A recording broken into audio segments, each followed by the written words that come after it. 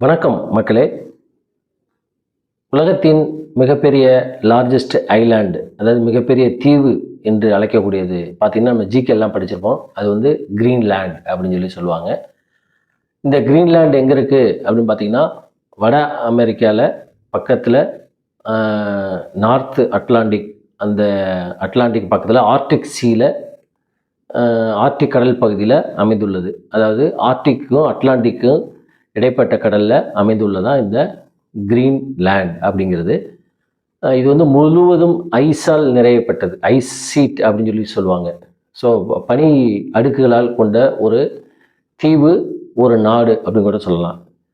இந்த நாடு வந்து ஒரு 28,000 ஸ்கொயர் கிலோமீட்டர் கொண்ட பரப்பளவு உள்ள ஒரு தீவானது.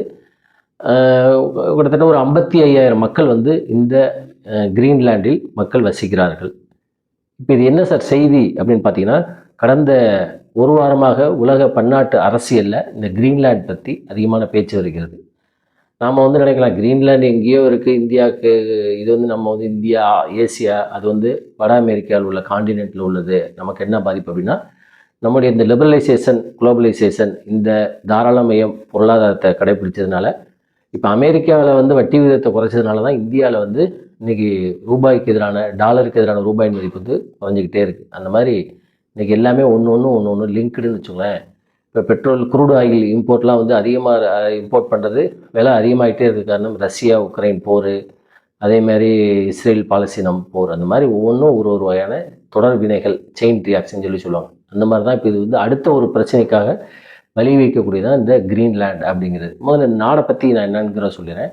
இது வந்து கிரீன்லேண்ட் அப்படிங்கிறது ஒரு மிகப்பெரிய தீவு தான். லார்ஜஸ்ட்டு ஐலாண்ட் அப்படின்னு சொல்லுவாங்க. ஒரு மிகப்பெரிய தீவு. இந்த தீவு நான் ஏற்கனவே சொன்ன மாதிரி ஐஸ் சீட்டு தான் அதிகமாக இருக்கும். ஒரு குறிப்பிட்ட சீட் அந்த இதில் வந்து சவுத்து, அதாவது அந்த தீவில் சவுத்து பக்கம்தான் வந்து மக்கள் வந்து வாழ்கிறார்கள். இந்த கிரீன்லேண்டை பொறுத்த மட்டும் இந்த தீவு வந்து ஒரு நாடாக இருந்தால் கூட இன்ன வரைக்கும் இது வந்து ஒரு கலனியல் ஸ்டேட் அப்படின்னு சொல்லுவாங்க. அடிமை நாடு. நம்ம எப்படி பிரிட்டிஷ்காரன் நம்மளை வந்து அடிமையை வச்சுருந்தானோ அதே மாதிரி தான் இதுவும் வந்து ஒரு கலனியல் ஸ்டேட்டாக இருக்குது. யார்கிட்ட அப்படின்னா பக்கத்தில் உள்ள டென்மார்க்கும் நம்ம இந்தியாவில் சில பகுதியில் பிடிச்சிருந்தாங்க. இங்கே டேனிஷ் அப்படின்னு சொல்லுவாங்க பார்த்திங்களா, டேனியர்கள் இங்கே தரங்கம்பாடி பகுதியெலாம் வந்து இறங்கினால அவங்களுடைய கண்ட்ரோலில் இன்ன வரைக்குமே இருக்குது. ஆனால் அது எப்படி இருக்குது அப்படின்னா ஒரு அட்டானமஸாக இருக்குது. அட்டானமஸ்னால் சுயேட்சையாக, தன்னிச்சையாக இருக்குது. இது நம்ம வந்து 1919 கேட்டோம், இந்தியா வந்து ஒரு டொமினியன் ஸ்டேட்டஸ் அப்படின்னு கொடுக்குன்னு சொல்லி பார்த்தீங்களா. அந்த மாதிரி இது வந்து ஒரு அட்டானமஸ் நாடாக இருக்குது.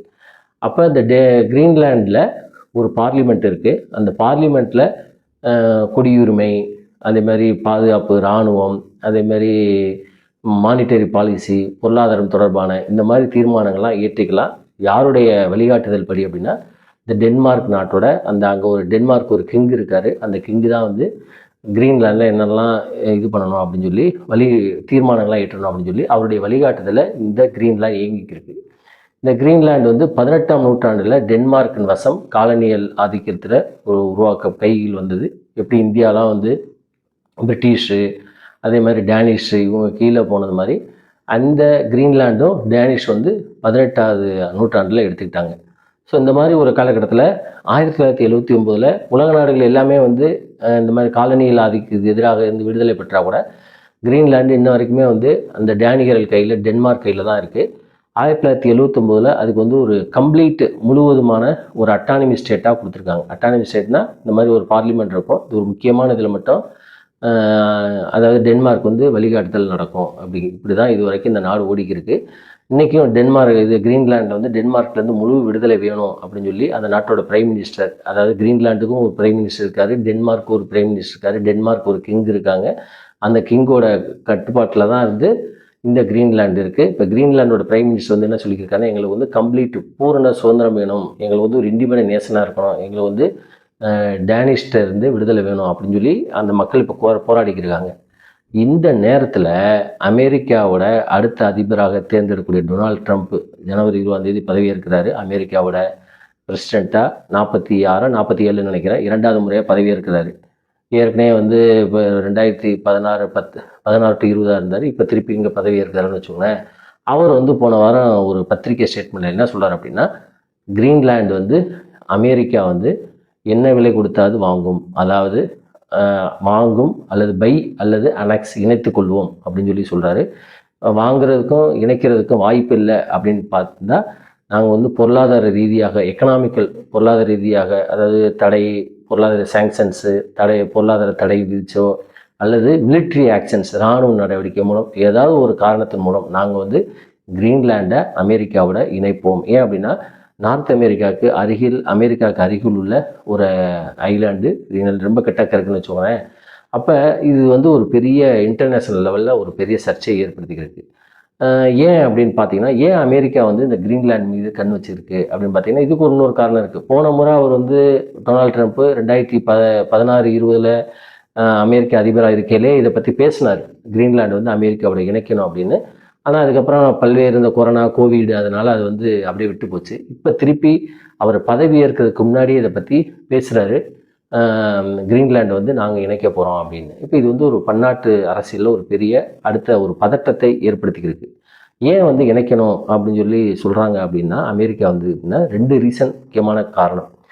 ஜியோகிராஃபிக்கலி, அதாவது புவிசார் அரசியலில் இந்த கிரீன்லாண்டு வந்து ஒரு முக்கியமான பகுதி. ஏன் அப்படின்னா இது அட்லாண்டிக் சீக்கு இடைப்பட்டு இருக்குது.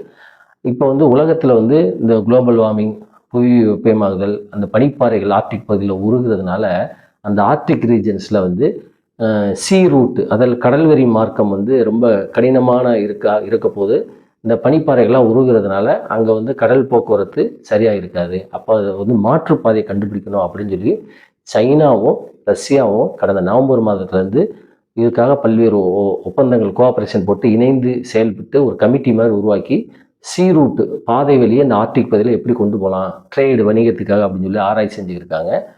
அந்த மாதிரி அவங்க வந்து என்ன செஞ்சுருக்காங்கன்னா, பேரன் ஐலாண்டிலேருந்து பேரன் சீன்னு ஒன்று இருக்குது அந்த ஆர்டிக் பகுதியில், அதுலேருந்து பெரிங் ஸ்ட்ரெயிட், இந்த ரெண்டுக்கு இடைப்பட்ட 5800 கிலோமீட்டருக்கு இடையில இந்த மாதிரி புதிய கடல்வெளி மார்க்கத்தை கண்டுபிடிக்கிறதுக்கு ஒரு கமிட்டியை இணைந்து சைனாவும் ரஷ்யாவும் இணைந்து ஆராய்ச்சி செஞ்சுக்கிருக்காங்க. அதாவது ஆராய்ந்துக்கிருக்காங்க புதிய பாதை கண்டுபிடிக்கிறதுக்கு. இது வந்து வெஸ்ட் நாடுகள், அதாவது மேற்கத்திய நாடுகளுக்கு, குறிப்பாக அமெரிக்காவுக்கு வந்து கடுமையான அதிருப்தியும் கோபத்தையும் ஏற்படுத்தியிருக்கு. நாம் எப்படியாவது நம்ம வந்து ஒரு புதிய பாதையை கண்டுபிடிக்கணும் அப்படின்னு சொல்லிட்டு அப்போ அமெரிக்காவோட கண் பார்வையில் பட்ட நாடு தான் வந்து இந்த கிரீன்லாண்ட் இருந்துச்சுன்னா இந்த ஆர்டிக் பகுதியில் உள்ள போக்குவரத்து, ட்ரேடு எல்லாத்தையும் நம்முடைய கண்ட்ரோலில் கொண்டு வரலாம் அப்படின்னு சொல்லியும், அதுவும் போக கிரீன்லாண்டு வந்து அமெரிக்கா பக்கத்தில் இருக்கிறதுனாலையும் இந்த அமெரிக்கா வந்து கிரீன்லாண்ட் மீது ஒரு கண் வச்சிருக்கு. அதுவும் போக இந்த கிரீன்லாண்டு வந்து பார்த்திங்கன்னா 2ஆம் உலகப் போகிறப்ப டென்மார்க் வந்து 2ஆம் உலகப் போகிறப்ப டென்மார்க் வசம் தான் இந்த கிரீன்லாண்ட் இருந்துச்சு. டென்மார்க்கே வந்து நாசிக் ஜெர்மனி படைகள் கைப்பற்றிருந்த சமயத்தில் இந்த கிரீன்லாண்டு வந்து அமெரிக்கா கைப்பற்றிருந்துச்சு. அதுக்கப்புறம் வந்து செகண்ட் வேர்ல்டு வார் 1946 முடிஞ்சதுக்கப்புறம் கூட அமெரிக்கா வந்து என்ன சொல்லிச்சுன்னா, நாங்களே இந்த கிரீன்லாண்டு வச்சுக்கிறோம் அப்படின்னு சொல்லி டென்மார்க் கேட்டப்ப டென்மார்க் அதெல்லாம் மறுத்துருச்சு. எங்களுக்கு வந்து கிரீன்லாண்டு வேணும்னு சொல்லி வாங்கிட்டாங்க. அப்போ வந்து ஒரு ஏர் பேஸ், அதாவது ஒரு விமானத்தளம் அமெரிக்காவால் கிரீன்லாண்டில் இருக்குது. இன்ன வரைக்குமே அது இருக்குது. இதெல்லாம் காரணத்தை காட்டி அதாவது அமெரிக்கா பக்கத்தில் கிரீன்லாண்டு இருக்குது, ஏற்கனவே ஒரு ஏர் பேஸ் இருக்குது. அதுபோக 2ஆம் உலகப் போகிறப்ப நம்ம வசம் இந்த கிரீன்லாண்டு இருந்தது அப்படின்னு பல காரணத்தை காட்டி இப்போ அமெரிக்கா என்ன செய்யுது, அதை தன்னோட இணைத்து சொந்தம் கொண்டலான்னு முடிவு பண்ணிக்கிருக்கு. அதுக்கு முக்கிய காரணம் இந்த ஆர்டிக் பகுதியில் சீ ரூட், அதாவது பனிப்பாறைகள்லாம் உருவதுனால இப்போது உள்ள அந்த சீ ரூட்டை மாற்றி வேற ஒரு பாதையை கண்டுபிடிக்கிறதுக்கு இந்த கிரீன்லாண்டு வந்து ஒரு முக்கியமாக இருக்கும் அப்படின்னு சொல்லி நினைக்குது. இப்போ இதுதான் ஒரு காரணம். இன்னொன்று வந்து பார்த்திங்கன்னா, கிரீன்லாண்டில் வந்து அதிகமான மினரல்ஸ், இயற்கை வளங்கள், மினரல்ஸ் இருக்குது. கிரிட்டிக்கல் மினரல்ஸ் அப்படின்னு சொல்லி உலகத்தில் வந்து ஒரு 34 இருக்குது. அதில் கிரிட்டிக்கல் மினரல்ஸ் வந்து எதுக்கு பயன்படுது அப்படின்னா, எலக்ட்ரிக்கல் வெஹிக்கிள்ஸ் பார்த்திங்களா, இந்த மின்சார வாகனங்கள்லாம் இருக்குது பாருங்கள், கார்லேருந்து ஸ்கூட்டர், 2 வீலர்ஸ்லாம், அந்த பண்ணுறதுக்கு, பேட்ரி தயாரிக்கிறதுக்கெலாம் வந்து இந்த கிரிட்டிக்கல் மினரல்ஸ் வந்து ரொம்ப யூஸ் ஆகுது. அந்த கிரிட்டிக்கல் மினரல் அதிகமாக 34 கிரிட்டிக்கல் மினரல்ஸில் 24 வந்து பார்த்திங்கன்னா இங்கே கிரீன்லாண்டில் கிடைக்குது. இந்த கிரிட்டிக்கல் மினரல்ஸு இதுக்கப்புறம் அதிகமாக கிடைக்கக்கூடிய நாடு எது அப்படின்னா சைனா தான். அதே மாதிரி இந்த கிரீன்லாண்டில் ஆயில், அதே மாதிரி எண்ணெய் வளங்கள், இதெல்லாம் வந்து நிறைய இந்த மினரல்ஸு இதெல்லாம் கிடைக்கிறதுனாலையும் அமெரிக்கா வந்து இந்த கிரீன்லாண்டை எப்படியாவது நம்ம வந்து தக்க வச்சுக்கிறதும், ஏற்கனவே ஈராக்கு மீது அமெரிக்கா வந்து இதே பிரச்சனை சொல்லி தான் வந்து தீவிரவாதம் அப்படி இப்படின்னு சொல்லி உள்ளே போச்சு. ஆனால் அங்கே வந்து அந்த எண்ணெய் வளத்துக்காக தான் வந்து ஈராக்குங்கிற நாடே ஒன்றும் இல்லாமல் ஆக்குச்சுன்னு சொல்லுவேன். அதே மாதிரி தான் இன்றைக்கி வந்து கிரீன்லாந்து மீது ஒரு கண் வச்சுக்கிட்டு அமெரிக்கா வந்து இந்த மாதிரி செயல்பட்டுக்கு இருக்கு. ஸோ இதுதான் வந்து இந்த கிரீன்லாண்டோட டோட்டல் ஹிஸ்ட்ரி. இப்போ ஏற்கனவே வந்து டொனால்ட் ட்ரம்ப் இதுக்கு முன்னாடி ஒரு ஸ்டேட்மெண்ட் விட்டுருந்தார். அந்த அமெரிக்கா பக்கத்தில் உள்ள பனாமா கேனலையும் கனடாவையும் நாங்கள் வந்து அமெரிக்காவோட இணைக்கணும் அப்படின்னு கூட சொல்லியிருந்தார். அதுவே வந்து ஒரு பெரிய சர்ச்சையாகி Canada prime minister Justin Trudeau வந்து அதெல்லாம் முடியாது, கனடா வந்து எந்த சூழ்நிலையும் அமெரிக்காவோட 51வது மாகாணமாக இணையாது அப்படின்னு சொல்லியிருந்தார். இது ஒரு போய்க்கு இருக்குது. அப்போ அமெரிக்கா வந்து இப்போ இன்றைக்கி வந்து கிரீன்லாண்டு வந்து தன்னுடைய இராணுவ நடவடிக்கை மூலமோ பொருளாதார நடவடிக்கை மூலம் இணைத்தாலும் UN 1945 ஐக்கிய நாடுகள் சபை 2ஆம் வேர்ல்டு வார் முடிஞ்சதுக்கப்புறம் உருவாக்கப்பட்ட ஒரு ஃபஸ்ட்டு பல சார்ட்டர் உருவாக்குனாங்க தீர்மானம். அதில் முதல் தீர்மானம் அடுத்த நாட்டோட இறையாண்மை சாவனெட்டியை மதிக்கணும் அப்படிங்கிற அந்த கோட்பாடை வந்து அமெரிக்கா மீறுகிறது. இந்த ஸ்டேட்மெண்ட் மூலமாகவும் இந்த மாதிரி ஒரு இண்டிபெண்ட் சுதந்திரமான ஒரு நாட்டை இணைப்பது மூலம் அப்படின்னு சொல்லி பொருளாதார அரசியல் வல்லுநர்கள் சொல்கிறாங்க. அதே மாதிரி பார்த்திங்கன்னா இந்த மாதிரி நேட்டோவோட தீர்மானத்தையும் இது இணைக்குது. நேட்டோட பிரின்சிபலில் முக்கியமானது அடுத்த நாட்டை வந்து இணைக்கக்கூடாது, சாவனிட்டி இறையாண்மை மதிக்கணும் அப்படிங்கிறது.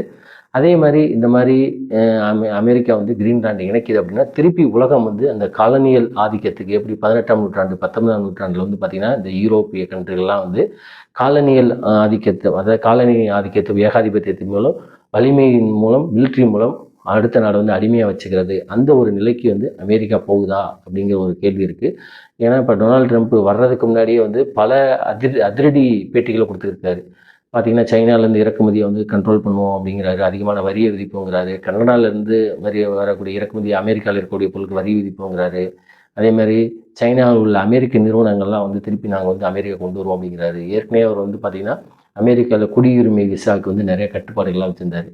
அப்போ அடுத்து வரக்கூடிய காலங்களில் அமெரிக்க அதிபராக டொனால்ட் ட்ரம்ப் இருக்கிற வரைக்கும் பன்னாட்டு அரசியலில் மிகப்பெரிய பிரச்சனையெல்லாம் எழும் அப்படின்னு சொல்லி பொலிட்டிக்கல் அனலிஸ்ட் உலகத்தை அனலைசைஸ் பண்ணக்கூடிய அரசியல் வல்லுநர்கள் கூறுகிறார்கள். எது எப்படியோ வரும் காலம் 2025 எப்படி இருக்குன்னு பார்ப்போம். இந்த வீடியோ பிடிச்சிருந்துச்சுன்னா லைக் பண்ணுங்கள், ஷேர் பண்ணுங்கள், உங்களுடைய நண்பர்களுக்கு பகிருங்கள். மறக்காமல் சப்ஸ்கிரைப் பண்ணுங்கள்.